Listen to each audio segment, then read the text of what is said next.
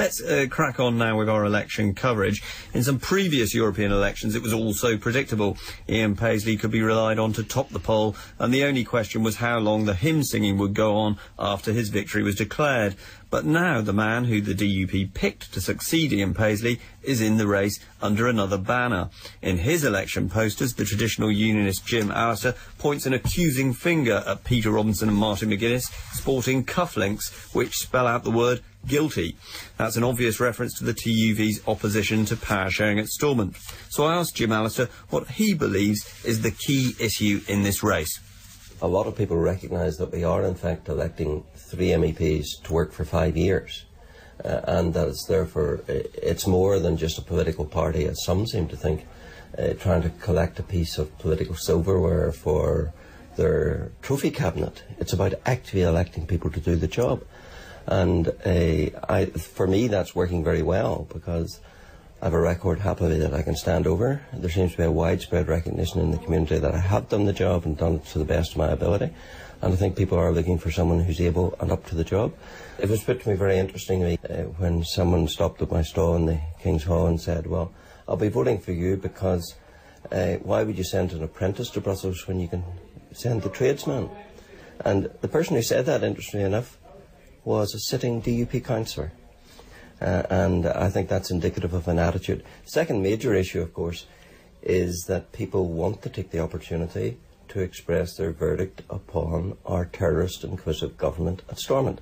And since I'm in the unique position of being the only candidate opposed to terrorism government, opposed to Martin McGuinness as our joint First Minister and 3 convicted terrorists in our government, then I have something to offer that the others haven't. And I have no doubt that tens of thousands of individuals who feel rightly unhappy about that will take the opportunity of voting for me. Well, you made it clear on numerous occasions that you find the compromises of the last few years hard to stomach, but some would say that the reduction in the level of casualties since the Good Friday Agreement justifies that. No, nothing justifies perverting democracy, and the system we have is an utter perversion of democracy.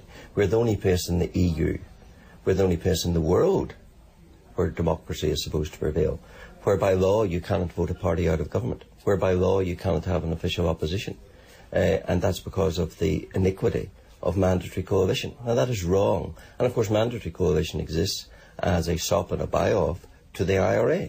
The arrangement of the Belfast Agreement was if you'd kill a few less people, then you could in fact govern the land which you're trying to destroy, whose name you cannot even speak, until you attain your goals by other means. Now that is obscene, it is undemocratic, and there is nothing to be proud of or nothing to protect. And, you know, the real litmus test here is I hear of a candidate who says that this is an election about beating Sinn Féin.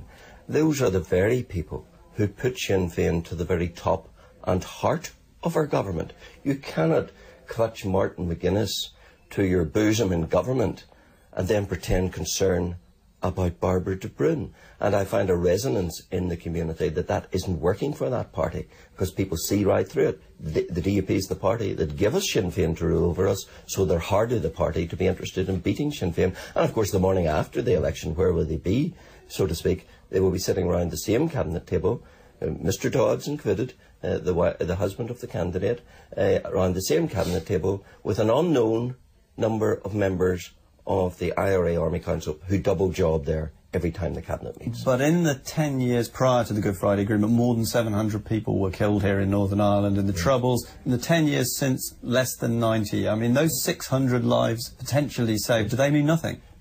Of course, saving of lives is all important.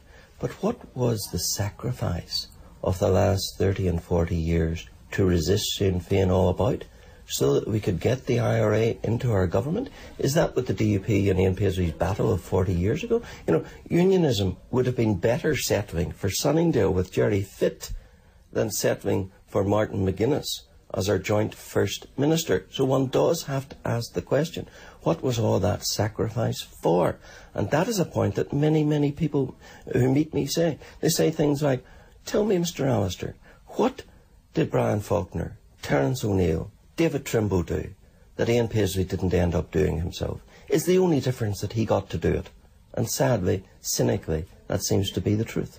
Over the last week, the headlines have been dominated by MPs' expenses. Has that had any impact one way or the other on this campaign? That is a huge issue on the doors.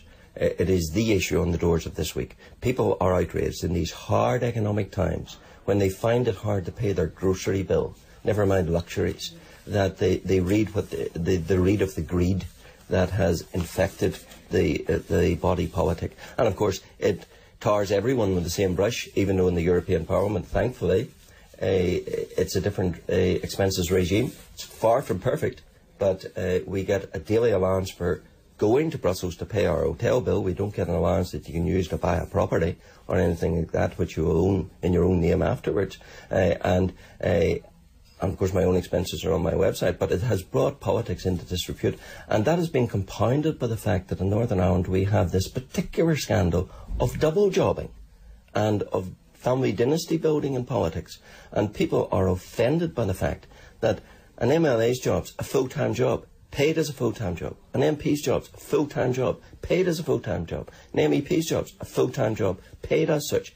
And yet there are those who aspire and who do two of those jobs and other things beside. And that is offensive to the ordinary citizen, and it's compounded then when they look at the scandal of the abuse of expenses. But you've attacked dynasty building, but you yourself have family members working in your office, and in terms of MEP's expenses, you get something like €1,200 for each trip to the European Parliament, which is rather more than it would actually cost to book a ticket. It was more like £300, so you can profit from the expenses. It can be more, and that happily is changing come July, a new regime. But let me deal with the family dynasty building. I'm talking about building a dynasty in representation, where a particular family seems to think they have some divine right to be the elected representatives. That's very different from employing someone in your office. Everyone knows my daughter for the last 2 years, who has a double qualification, works in my office, is paid a regular wage for that, as the other people in my office are. That's not family dynasty building.